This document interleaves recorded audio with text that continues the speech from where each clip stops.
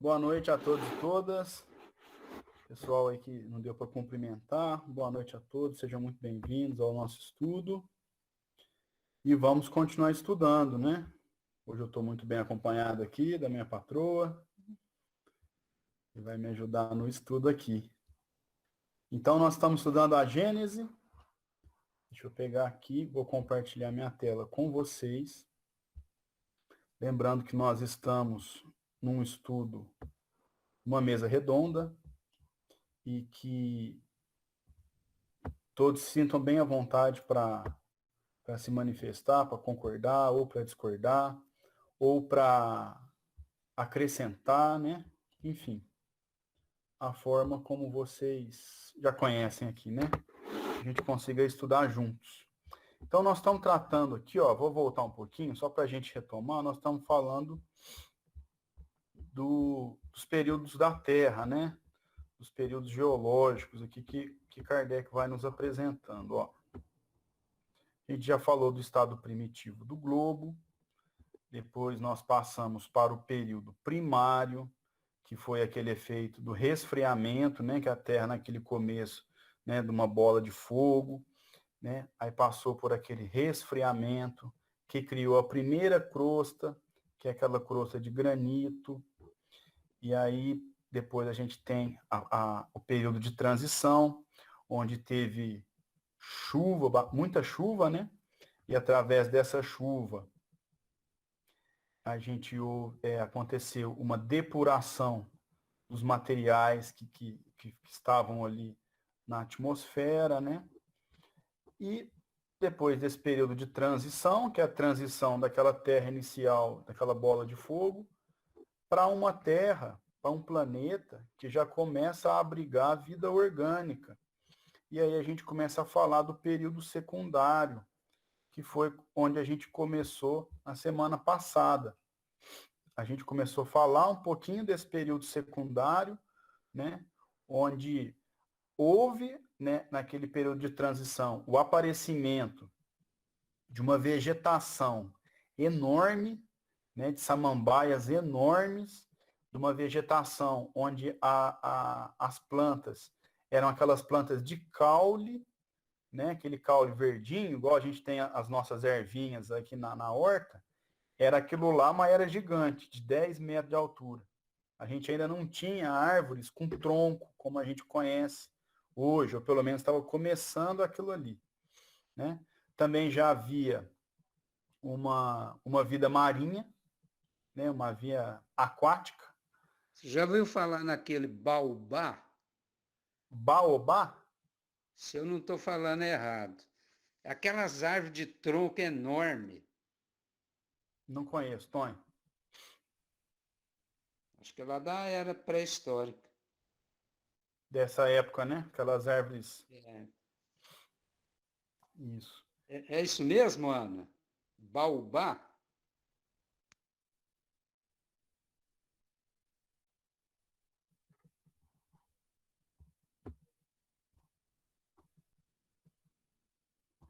Ela não, certo, não pôde responder agora, Tony. Toca o barco. Onde fala muito isso, sabe? É no livro Pequeno Príncipe. Ele fala nesses bobagem. Ah, Mas assim, eu não sei explicar também. A hora que ela chegar, ela fala. beleza. E aí, então, a gente vai retomar o item 28. A gente já estudou o item 28, mas eu acho que é bom a gente retomar só para, né, forçar a nossa engrenagem aí para o raciocínio fluir bem. Então, período secundário, item 28. Com o período de transição, desaparecem a vegetação colossal e os animais que caracterizavam a época. Então, quando termina o período de transição e começa esse período secundário, desaparece essa vegetação colossal, essa vegetação gigante que tinha. Ô, Caio, Oi? eu olhei aqui na internet. Ah, Essa árvore é lá da África. Ela tem 9 metros de diâmetro e o caule, 9 metros de diâmetro, 30 metros de altura. Mais alto que você. bem mais alto. E a Lucélia está complementando aqui, Tonho, ó. Baobá não é a maior árvore do mundo, mas é a mais longeva. É a árvore mais antiga que a gente tem. Obrigado. Então, o período secundário desaparece essas vegetações colossais, né? Essas samambaias gigantes, essas plantas de caule de 10 metros, 15 metros. Lembrando que a vegetação era colossal, tinha essas florestas de samambaia, porque as condições da terra favoreciam. A terra era muito quente, muito úmida, tinha um excesso de. Me fugiu o gás agora, mas tinha um excesso de ácido carbônico. Tinha um excesso de ácido carbônico na atmosfera e isso potencializava o crescimento da vegetação. Lembra que eu falei que essas florestas tombaram em regiões pantanosas e deram origem ao carvão mineral? Sim. Lembra? Essas florestas de samambaias, as espécies chamam criptógamos vasculares. Obrigado, Ana.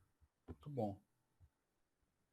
Então, lá, o período de transição desaparecem essa vegetação colossal e os animais que caracterizavam a época, aqueles animais aquáticos que Kardec narrou. Ou porque as condições atmosféricas já não fossem as mesmas, ou porque uma série de cataclismos haja aniquilado tudo o que tinha vida na Terra. Então, acabaram essas vegetações colossais, os animais da época, pelos dois motivos, como Kardec fala um pouquinho adiante. Por quê? Porque o ar foi se depurando através da chuva, né? Chovia, evaporava, chovia, evaporava, constantemente. Nesse ciclo, o que era mais pesado ficou e o ar foi ficando mais puro, né? Mais próximo do que é o nosso. E também por uma série de cataclismos, porque a gente ainda tinha naquela época grandes derramamentos de lava, como Kardec também nos explicou. É provável que as duas causas, a mudança das condições atmosféricas e os cataclismos, tenham contribuído para essa mudança.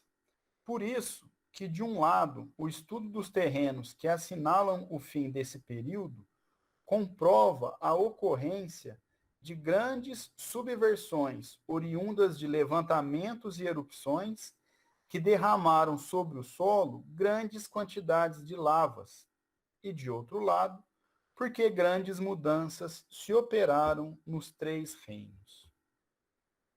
Então, como eu já disse, né, teve esses cataclismos e também a modificação das condições da Terra. E aí nós seguimos para o item 29. Só um minutinho. Fique à vontade. Os três reinos, ele quis dizer numa questão espiritual também ou não? Só na questão aqui da Terra? Ô, Gisele, eu acho que ele está falando só da questão orgânica mesmo, né? Quando ele fala dos três reinos, está falando do mineral, do vegetal e do animal. Porque eu acho que nessa mudança, por esses cataclismos e por conta das condições atmosféricas, teve a mudança no mineral, porque tem esses derramamentos de lava, essa decomposição que forma essas camadas geológicas. A vegetação, porque as condições do tempo já eram outras, então não vai ter mais aquela grande vegetação. Então, ó, mineral, vegetal e animal, porque, como ele disse ali no começo, esses animais que tinham na época, aqueles animais aquáticos gigantes, com aquelas. Gigantes não, né? Os minúsculos, né? Naquelas condições, também deixam de existir. Eu entendi assim, não sei se alguém entendeu diferente. Não, é isso mesmo. E esses derrames de lava ocorreram no mundo todo, inclusive aqui no estado de São Paulo, no sul do Brasil. Por isso é que tem terra roxa, certo? Os italianos vieram para cá, encontraram aquele solo fértil, então eles chamavam de terra rossa. Mas Rossa, em italiano, é vermelho, mas ficou aqui conhecido como terra roxa. São as melhores terras para o cultivo. E esse derrame de lavas atingiu até aqui a nossa região de Franca e recebe o nome de TRAP. TRAP, o maior derrame de lavas existente até hoje, no período terciário da era Cenozoica. Muito bem. Muito obrigada. Vamos ver o comentário da Lucélia. Essas mudanças são um processo natural para a formação da Terra, ou podemos dizer que no plano espiritual manipulavam a matéria, e isso foi acontecendo, permanecendo o que era melhor. Eu acho que faz parte da programação divina, né? E não sei se alguém quiser se manifestar também. Eu acho que faz parte da programação divina através de um processo natural, né? Através da natureza e da programação mesmo dele. Alguém quer fazer algum complemento aí? Possa elucidar melhor? Sim, porque, inclusive, até a terra roxa, que é a melhor terra, né, de cultura agrícola, foi feito pela própria natureza.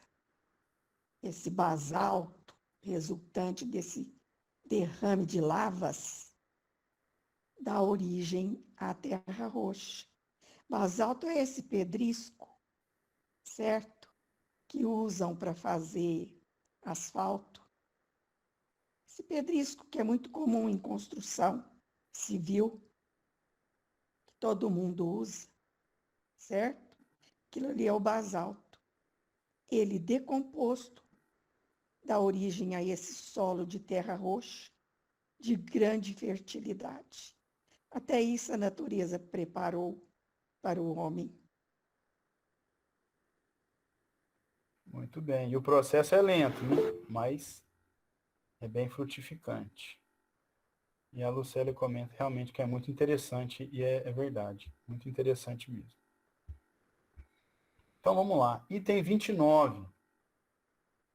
O período secundário se caracteriza sob o aspecto mineral por numerosas e fortes camadas que atestam uma formação lenta no seio das águas e marcam diferentes épocas bem caracterizadas. Então, esse período secundário, quando vai falar da parte mineral, do reino mineral, ele tem numerosas e fortes camadas que se formaram no seio das águas e que marcam muito fortemente, né, diferenciam muito bem as épocas. A vegetação é menos rápida e menos colossal que no período precedente, sem dúvida em virtude da diminuição do calor e da umidade e de modificações sobrevindas aos elementos constitutivos da atmosfera. Então ele está falando dessas diferenças dos três reinos aí, justamente que a Gisele perguntou. Então no mineral vai se caracterizar muito bem por uma formação no fundo da água lenta, na formação no seio das águas, e a vegetação é menos rápida. Eu acho que ele quis dizer menos rápida no sentido de crescimento da vegetação. Menos rápida e menos colossal. Então a vegetação diminuiu de tamanho, diminuiu de poder, né? E, sem dúvida, em virtude da diminuição do calor. Por que o calor diminuiu? Porque antes nós estávamos com poucas camadas entre o centro de lava, tinha só uma camada, ou poucas camadas. Então o calor era muito intenso que vinha do centro. À medida que foi formando camadas, esse calor foi ficando mais isolado, né? Por isso que a gente pode pôr o pé na terra e não está pegando fogo ali, porque tem muitas camadas até o centro da Terra. E também houve uma grande diminuição da umidade e também dos elementos constitutivos da atmosfera. Por isso que a vegetação passou a ser mais próxima do que é hoje, né? menos rápida e menos colossal. As plantas herbáceas e polpudas juntam-se às de caule lenhoso e as primeiras árvores propriamente ditas. Então, aí que a gente vai ter uma árvore com lenha, né, com tronco de madeira, porque até então eram caules, como a gente tem nossas plantinhas aqui, caule fininho, antes cresciam muito, elas passam a ser uma vegetação menor, né, uma vegetação rasteira, e começa a aparecer essas árvores que demoram para crescer. Né? A gente planta uma árvore, vai ver ela crescer depois de muitos anos, porque o processo é mais lento, por conta das condições da atmosfera, calor menor e menos umidade. E aí forma essas árvores que a gente chama de árvore mesmo, né? Propriamente ditas, né? Com esse caule lenhoso. Só lembrando aí do que a Lucélia falou, as maiores árvores do mundo são as sequoias californianas. São as mais antigas e as maiores. Uma delas aparece muito nos livros de geografia, o tronco próximo ao chão, a raiz, cavado, cabe um fusca passando por ele, como se fosse um túnel. Nossa, isso é E nóis. essas sequoias são remanescentes, dizem alguns livros sobre a Lemúria, elas vieram de lá. Muito bem, obrigado, Ana. Item 30. Ainda são aquáticos os animais. Então, nós continuamos aí nesse período, que é o período, esqueci o nome, secundário, os animais ainda são aquáticos. Ou, quando nada, são anfíbios. A vida vegetal progride pouco na terra seca. Então, a gente tem uma predominância ainda aí das águas. E nós temos alguns animais anfíbios, né, que conseguem sair da água e tal. Desenvolve-se no seio dos mares uma prodigiosa quantidade de animais de conchas, devido à formação das matérias calcárias. Então, a gente vai começar a ter aí os primeiros, grande quantidade de animais com concha, que tem por conta dessa formação das matérias calcárias, né? Por conta dessas, eles vão ter essas conchinhas nas costas. Nascem novos peixes de organização mais aperfeiçoada que no período anterior. Vocês se lembram que no período anterior falavam de animais de formação simples. Agora a gente já tem animais, e os animais evoluíram. Então, eles têm uma organização mais aperfeiçoada. A Lucélia disse aqui para nós. Ó. Aqui, Kardec fala que os animais na água, aqui Kardec fala que os animais, a água que não sobreviveram, retornaram mais evoluídos.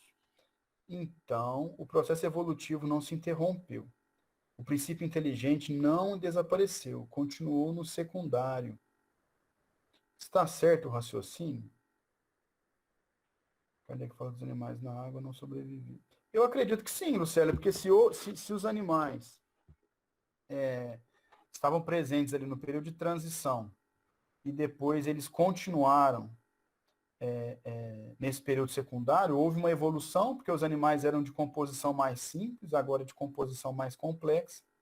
Então, o princípio inteligente que todo animal tem, né? Como na musiquinha da evangelização das meninas, fala isso. Eu acho que o princípio inteligente continua assim, continua no período secundário. Lembra que no estudo anterior falou que não sobreviveram? Teve uma, é verdade,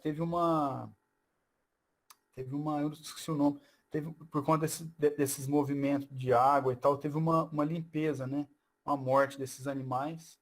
É verdade, falou que não sobreviveram mesmo. Mas a evolução continuou, né? Porque, E o princípio inteligente segue até no homem. sim, O espírito é o princípio inteligente do universo. isso mesmo. Então eu acredito que sim, seu raciocínio está certo, Lucélio. Pelo menos eu acho que sim. Mas aí não é uma evolução do princípio material? Por ser uma evolução orgânica, Lúcia? Exato, assim, tá, tudo bem que o princípio inteligente existe, mas assim, eu tô vendo essa evolução das espécies, das plantas, também nós não podemos desconsiderar o princípio material. Concordo. Mas o princípio houve uma evolução desses animais mais simples para esses animais mais complexos, e como a Lucélia bem disse, o princípio inteligente continua, né? Apesar da parte material, como você bem disse, ter evoluído, mas o princípio inteligente continua, né? Caio, Oi? quando eu fui em Londres, a gente foi no museu, e eu já tinha estudado essa parte. Aí eu ainda comentei com o marido da minha neta. Falei assim, olha, eu já vi essa cabeça desse peixe muito grande, né? Fala que o peixe lagarto, né, ele é quase 10 metros, né, de comprimento, né? Aí eu, aquela cabeçona de dourado, aquela coisa, falei, já vi tudo isso no livro. O Ricardo falou, não, eu ainda não li isso aí. Kardec já tinha te ensinado, né, dona Honória? Pois é, Kardec já tinha me ensinado, eu sabia tudo que vi lá. Muito bom, né? Essa maravilha, esses estudos, né? Muito bom. Deixa eu ler o comentário da Lucélia aqui. Para você, Lúcia, o comentário. Sim, Lúcia, na evolução, o princípio ainda não manifestado, mas inerente à matéria em evolução. Posso estar raciocinando errado. Mas eu acho que vocês estão falando a mesma coisa, né? A Lucélia e a Lúcia, né? O que você acha, Lúcia? Não, eu acho que a Lucélia tem razão, assim, o Lu, o que eu tô, assim, não sei se é o que você está pensando também, é que, tá, o princípio espiritual, ele vai avançando na evolução, mas o princípio material, e, assim, e à medida que as espécies vão evoluindo esse princípio material, aí o princípio espiritual cada vez vai tomando mais, não vou dizer mais posse, mas vai se afastando cada vez mais de determinismo e vai adquirindo diretrizes próprias até chegar no homem. Mas a gente não pode desconsiderar, assim, não é tudo. O princípio inteligente está por trás de tudo, mas ele já deixou o princípio material, que é a própria natureza, a ligação dos átomos, das moléculas, das partículas. Isso já faz parte de um plano muito superior. Isso. A evolução desses dois princípios, material e espiritual, é conjunta, inclusive em conjunção com a evolução do planeta.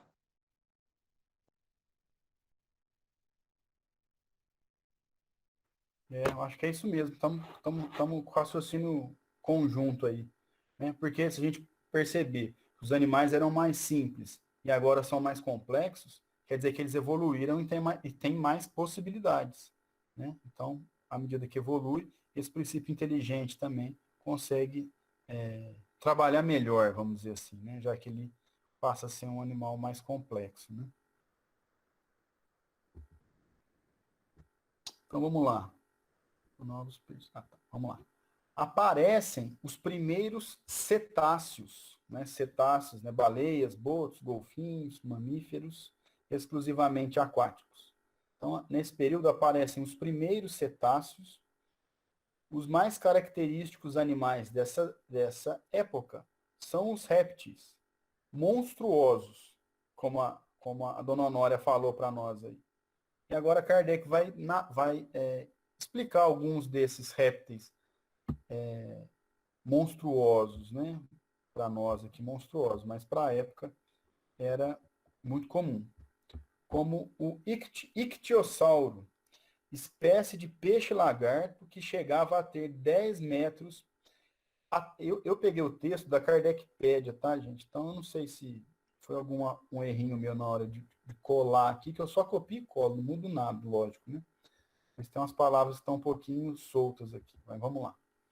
O ictiosauro, espécie de peixe-lagarto que chegava a ter 10 metros de comprido, né, ou de comprimento, e cujas mandíbulas, prodigiosamente alongadas, eram armadas de 180 dentes.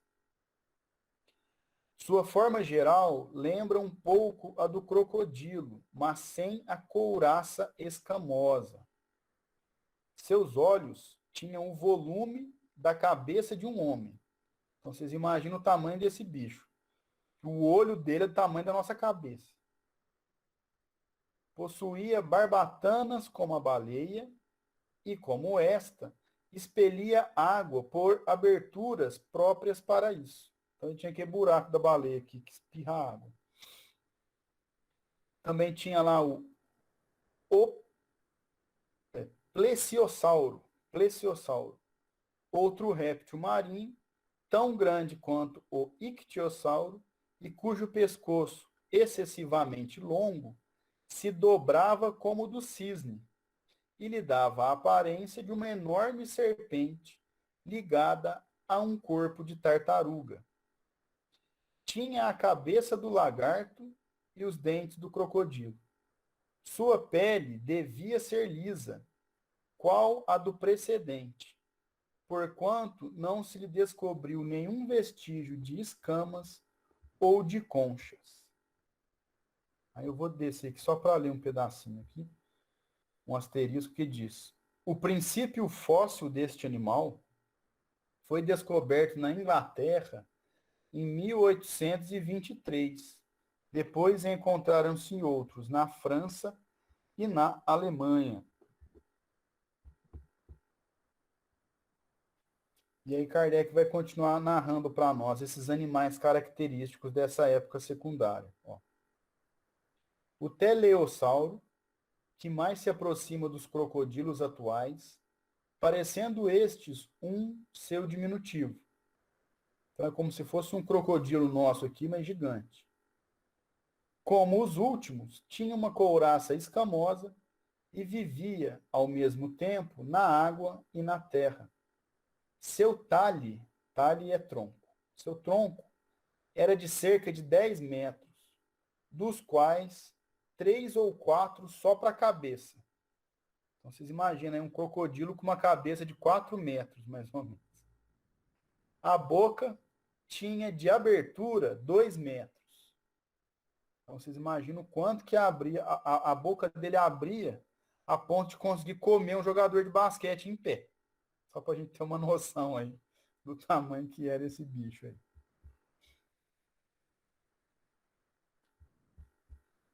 O megalossauro, grande lagarto, espécie de... Ainda bem que eu não nasci nessa época. Nós também, né? Que aí nem eu com meus 1,90 m tava tranquilo. Eu me comia do mesmo jeito. Tonho, é o contrário. Nós tínhamos tanto medo naquela época que hoje a gente continua com medo até de lagartixa. Traumas de vidas passadas, né, Marlene? O megalossauro, grande lagarto, espécie de crocodilo de 14 a 15 metros de comprimento.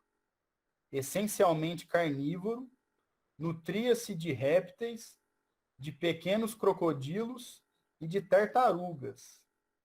Sua formidável mandíbula era armada de dentes em forma de lâmina de podadeira, de gume duplo, curvados para trás, de tal jeito que, uma vez enterrados na presa, impossível seria esta a desprender-se. Então o dente era um gancho virado para trás que cortava dos dois lados. Mordeu, já era, não escapa não.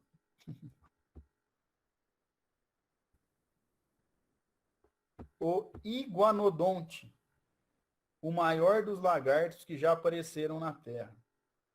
Tinha de 20 a 25 metros da cabeça à extremidade da cauda, e sobre o focinho um chifre ósseo, semelhante a do iguano da atualidade, do qual parece que não diferia senão pelo tamanho. O último, o iguano, tem apenas 1 metro de comprimento.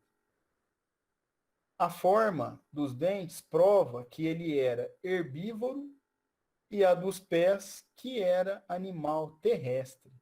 Então a gente começa a ter uns animais terrestres já, não só aquáticos e anfíbios, mas também uns animais terrestres. E por ser um animal terrestre, como na Terra não tinha ainda muitos animais, esse aqui era herbívoro, né? Isso a gente consegue descobrir pelo formato dos dentes. O formato daquele dente sem pontas, né? Típica dos animais carnívoros. Os animais herbívoros têm aquele dente, igual dente de vaca, de girafa, né? Que é só para mastigar planta. O Célia vai fazer uma pergunta aqui para nós, vamos ver. Uma pergunta. Por que o processo evolutivo passou por esse processo? Um processo de erros e acertos da natureza ou do plano espiritual, observando a evolução planetária, deixavam o processo natural, mas interferiam quando ia num processo duvidoso? Lucélia, para mim, eu não sei se podemos falar em erro, né? Já que o processo é assim, né? Não sei se isso são erros, mas são fases que foram necessárias para os planetas, para o nosso planeta e para outros também. Então, eu acredito que na evolução da vegetação e dos animais, o processo é esse mesmo. Eu não sei se eu acredito em erro, mas num processo para que a gente pudesse chegar hoje, na vegetação, nos animais que tem hoje, necessário foi que passássemos por essa etapa. Mas eu não consigo ver que seja um erro, que teve que haver aí um direcionamento. Eu só acredito que o processo é esse mesmo, para que a gente consiga atingir a etapa que nós estamos hoje. Eu concordo com você, Caio. Não existe acaso, existe causa. E toda causa inteligente surte um efeito inteligente. E Deus não joga dados. Então, essa de imenso laboratório, sujeito a ensaios e erros, eu também não acredito nisso. Eu acredito numa causa, e numa causa inteligente, com um determinado propósito. E nessa época não existia mesmo o homem, que só veio depois, na era Cenozoica, no período quaternário, especificamente no Holoceno.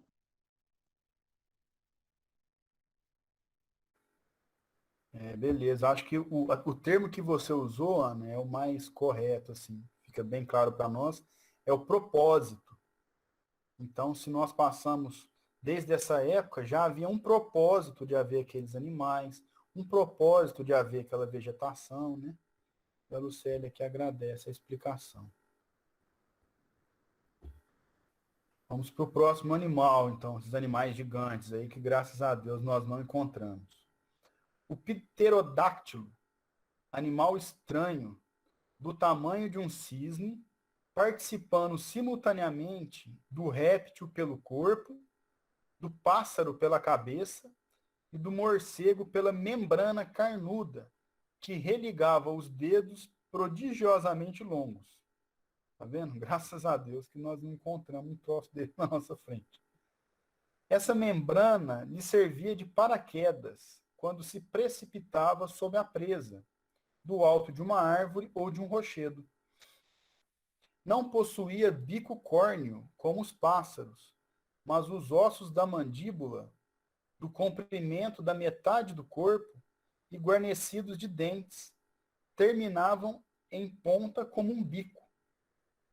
Então, vocês imaginam esse animal gigante aí, conseguia planar por conta dessa membrana que tinha entre os dedos e facilitava aí atacar a presa e poder se alimentar.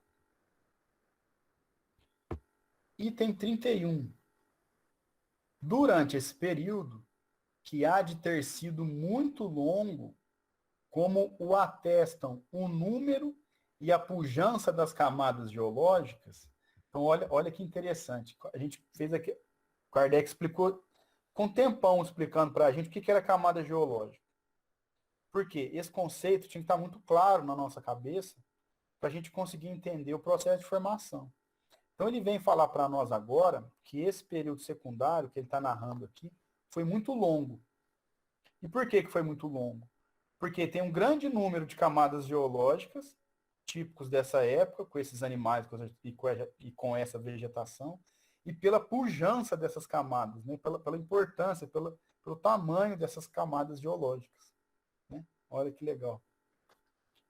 A vida animal tomou enorme desenvolvimento no seio das águas, tal qual se dera com a vegetação no período que findara. Mais depurado e mais favorável à respiração, o ar começou a permitir que alguns animais vivessem na terra. Olha que interessante. Só com essa depuração dessas chuvas, evapora e chove, o que é mais pesado vai ficando na terra, o ar foi se depurando e permitiu que o desenvolvimento dos animais terrestres. Então ele fala aqui, ó, o mar se deslocou muitas vezes, mas sem abalos violentos. Com esse período, desapareceram, por sua vez, aquelas raças de animais gigantes. Vamos de novo. Com esse período, desapareceram, por sua vez, aquelas raças de gigantescos animais aquáticos, substituídos, mais tarde, por espécies análogas, de formas menos desproporcionais e de menor porte. Então, os mares sofreram abalos. E por conta que nem foram violentos, né? Mas aqueles animais gigantescos não suportaram essas mudanças. A reprodução deve ter ficado difícil, a alimentação também. E aí, através do desenvolvimento das espécies aí, que acho que foi a Lúcia que citou, foram ficando animais análogos, mas de menor porte. Né? Não tinha aqueles animais gigantescos, né? Desproporcionais. Item 32. Esse aqui eu grifei porque é sensacional. Bom, tudo é sensacional, né? Mas esse aqui eu gostei muito. Ó. O orgulho levou o homem a dizer que todos os animais foram criados por sua causa e para a satisfação de suas necessidades. E é isso que a gente ainda vê. Né? Muitas pessoas ainda acham que os animais foram criados para nos satisfazer. Né? Que tudo que existe, a vegetação, a mineração, os animais, né? A gente até citou quando a gente estudava uranografia, que muitas pessoas ainda acham que os astros estão lá para nos satisfazer, né? Para a gente achar bonito e ficar admirando. E a gente sabe que isso não é assim. Então Kardec retoma esse raciocínio, falando agora dos animais. Então ele fala que o orgulho, né, o homem achar que é o centro de tudo, é o centro da criação e que tudo é feito para ele, que o orgulho levou o homem a dizer que todos os animais foram criados por sua causa e para a satisfação de suas necessidades. Mas nada disso, Caio, nos pertence. Nós somos apenas depositários e às vezes infiéis de tudo isso que existe na natureza. E nós também somos natureza. e esquecemos disso.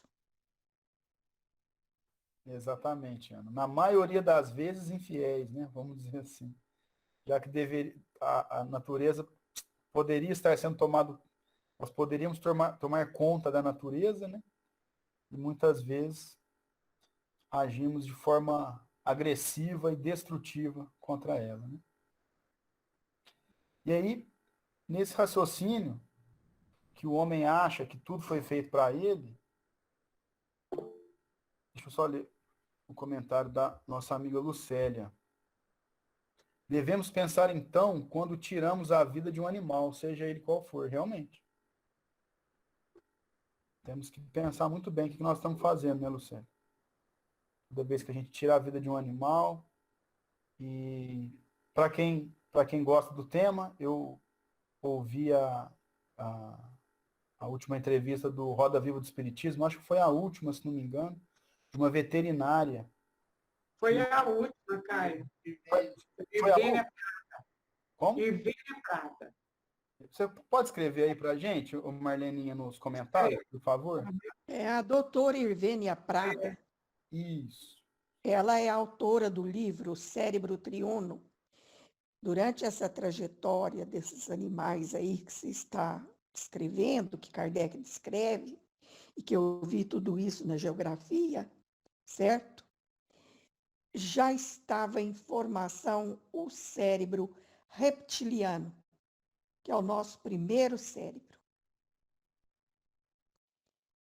Diz no livro, Irvênia Prada, Décio Iandoli e Sérgio Lopes, que são os autores, que ali já é o ponto de contato do espírito. É no cérebro reptiliano, no primeiro cérebro, que há esse contato. Depois vem o cérebro mamífero, ou límbico, que é o responsável pelas emoções, e a seguir o neocórtex, que é esse mais avançado. A Marlene está mostrando o livro, e a explicação da Ana aí ratifica aquele raciocínio de que não existe o acaso na formação, né? Já que desde essa época aí já tem o desenvolvimento do cérebro que hoje faz parte do nosso, né? Quem tiver a oportunidade, quiser, a Marleninha colocou o nome dessa veterinária, estudiosa espírita, nos comentários. Ela fez parte aqui da Rádio Defran, da Roda Viva do Espiritismo, inteligentíssima, fala aí dos animais, a questão... Caio, esse aqui é o livro que ela fala também, a questão espiritual dos animais, muito bom também. Quem quiser, anota aí o nome dela, escreve Roda Viva do Espiritismo, Irvênia Prada. Sensacional, vale muito a pena, viu? Ela vai tratar dessa questão espiritual dos animais, do que a gente tem comentado aí, de uma forma bem dinâmica, uma delícia a entrevista. Professora da USP, verdade, Lucélia, ela é professora da USP. Ela é veterinária. Isso. Aí quem quiser, fica a dica aí. Hashtag fica a dica. Item 32, então. O orgulho levou o homem a dizer que todos os animais foram criados por sua causa e para a satisfação de suas necessidades. Mas qual o número dos que lhe servem diretamente, dos que lhe foi possível submeter, comparado ao número incalculável daqueles com os quais nunca teve ele, nem nunca terá quaisquer relações? Então veja que interessante, o homem acha que os animais foram criados exclusivamente para ele. Mas nós estamos narrando aqui vários animais, nós não estamos narrando todos, que o homem nunca teve contato. Então, se o animal foi criado para satisfação do homem, qual seria a razão desses animais terem vivido nessa época, se nem relação com o homem teve? Né? É um puxão de orelha para o nosso orgulho aí. Como bem disse a Ana, nós fazemos parte da natureza. Né? Nós não somos dono da natureza, nós fazemos parte da natureza. Como se pode sustentar semelhante tese em face das inúmeras espécies que exclusivamente povoaram a Terra por milhares e milhares de séculos, antes que ele aí surgisse e que afinal desapareceram? Então, quantas espécies povoaram a Terra por milhares de anos, a gente nem teve contato. Poder-se-á afirmar que elas foram criadas em seu proveito? Entretanto, tinham todas a sua razão de ser e a sua utilidade. Opa. Todos os animais que passaram por aqui, esses períodos remotos que nós estamos trabalhando, têm a sua utilidade, né? Não existe nada inútil na criação divina, né? Na criação humana, sim, tem muita coisa inútil, mas na criação divina, não. Cada plantinha, cada mineral, cada animal que está ou esteve por aqui tem a sua função dentro da orquestra divina, né? Que a gente pode até não entender agora, porque está longe do nosso alcance científico, mas que todos eles têm a sua função, seja na evolução, enfim, fazem parte aí da natureza e têm a sua utilidade. Kardec continua assim, ó: Deus, de certo, não as criou por simples capricho da sua vontade, para dar a si mesmo em seguida o prazer de as aniquilar, pois que todas tinham vida, instintos, sensações de dor e bem-estar. Olha que genial, né? Se Deus tivesse criado esses animais por simples prazer, seria para quê? Se depois ele aniquilou esses animais. Não faz sentido. Deus jamais faria isso sem motivo algum, já que esses animais tinham vida, instintos, dores, sensações prazerosas, enfim. Tudo, como a gente já tem falado aí, tem um motivo, né, tem um porquê. E fazem parte da evolução do globo, do conjunto, né? Quando eu falo globo, agora estou falando do conjunto. A vegetação, a mineração, a fauna, né? Todos eles fazendo parte dessa progressão da Terra como um todo. Com que fim ele o fez?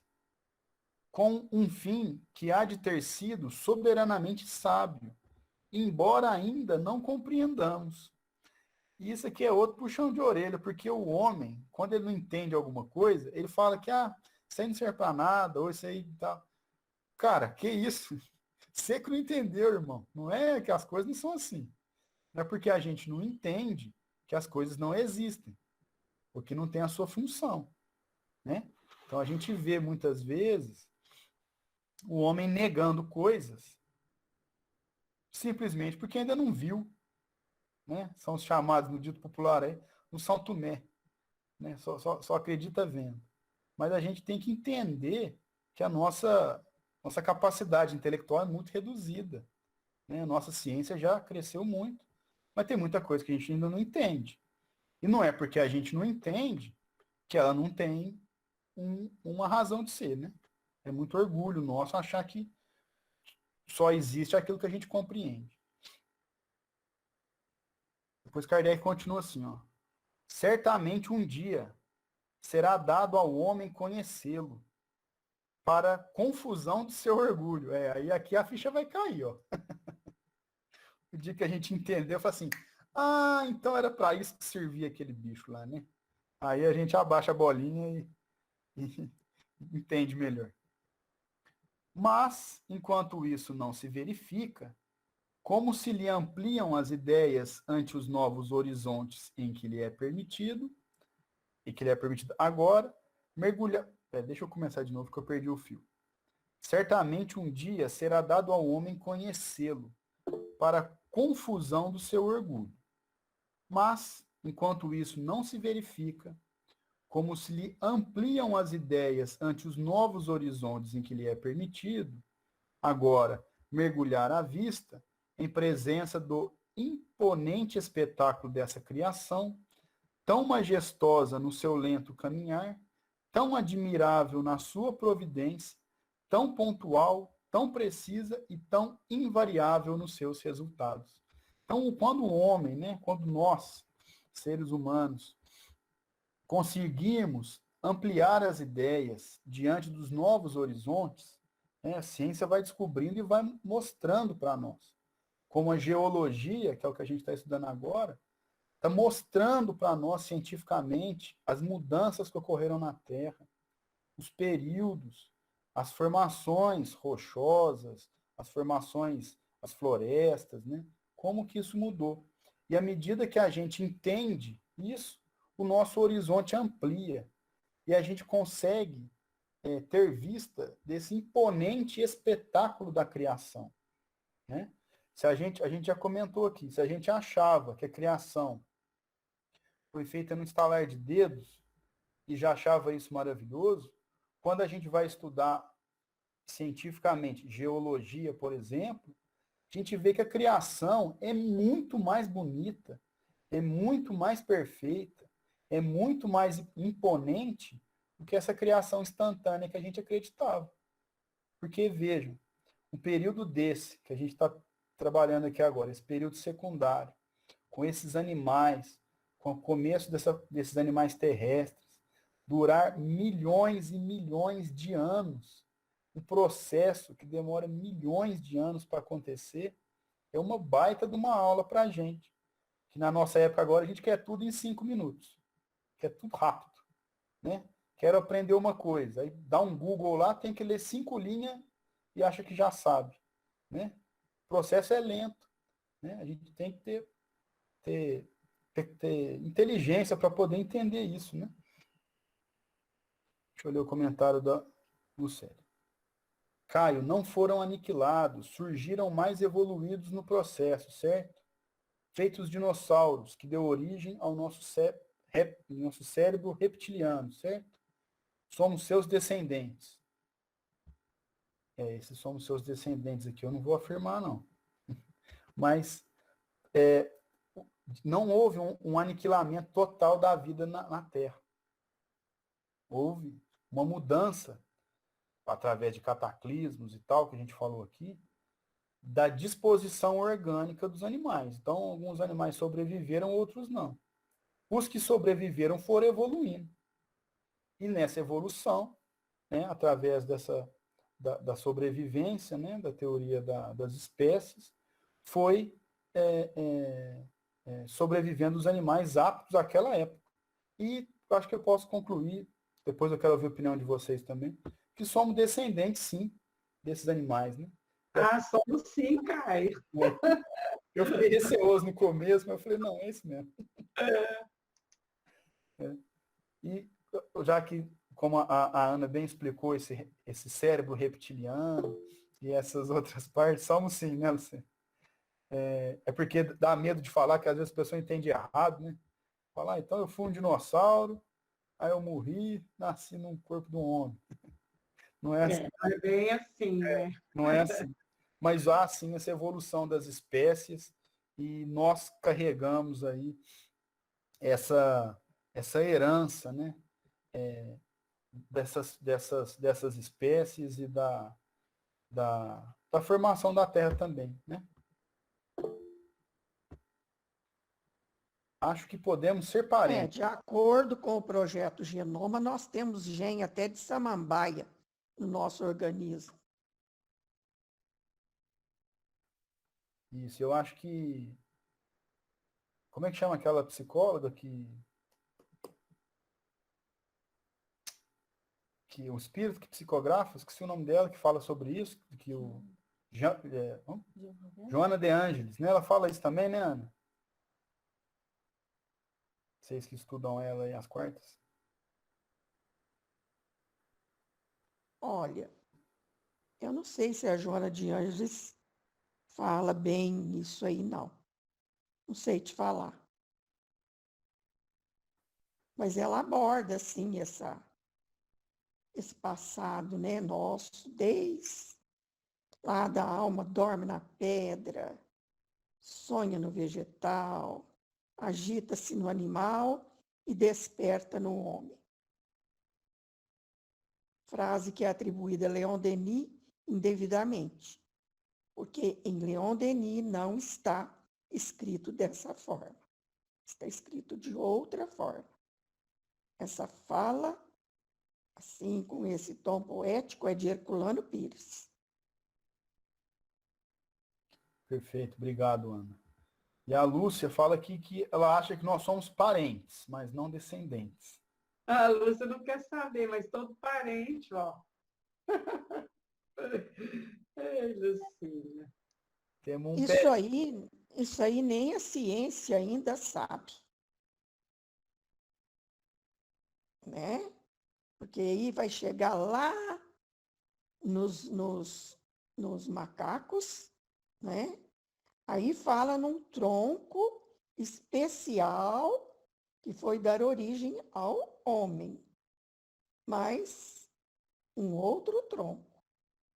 Então, temos que nos acautelar, sim, com relação a afirmar isso.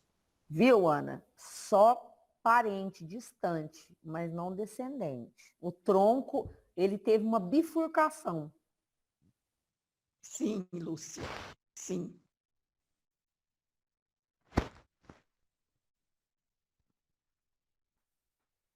Muito bem. Então, nós paramos aqui, ó. Nós vamos entrar na semana que vem no período terciário, item 33. Lucélia, que pena. A conversa tá boa, né? Nossos estudos estão muito bons aí. Esse livro é muito bom, né? No começo a gente tava meio com medo dele, né? Esse livro é difícil demais, né? É muito bom. A gente consegue ter uma cultura quase que geral, né? Estudando esse livro, né? A gente falou aí já de astronomia, agora geologia. Um estudo muito rico aí. Eu estou tentando aqui para que serve pernilongo, né? Mas um dia eu vou saber. Para cantar, Gisele. Você pode até não gostar da música dele, mas ele veio para cantar. Cantar de novo. Ah, mas a cadeia alimentar ele é importante. Olha aí, até o simples pernilongo. As baratas, né? Que a gente tem nojo aí também, né? Comem os bichos em decomposição. É isso aí. Às vezes a gente não entende, mas tem uma função. E a Lucélia falou que o pernilongo serve para desenvolver a paciência. Né? Que a gente deita para dormir e tá aí lá. Aquela sinfonia. Você nunca acerta o tapa nele. Aí você tem que levantar da cama, acender a luz, perder o sono. E a gente desenvolve a paciência, é verdade. Muito bem. Alguém quer fazer mais algum comentário?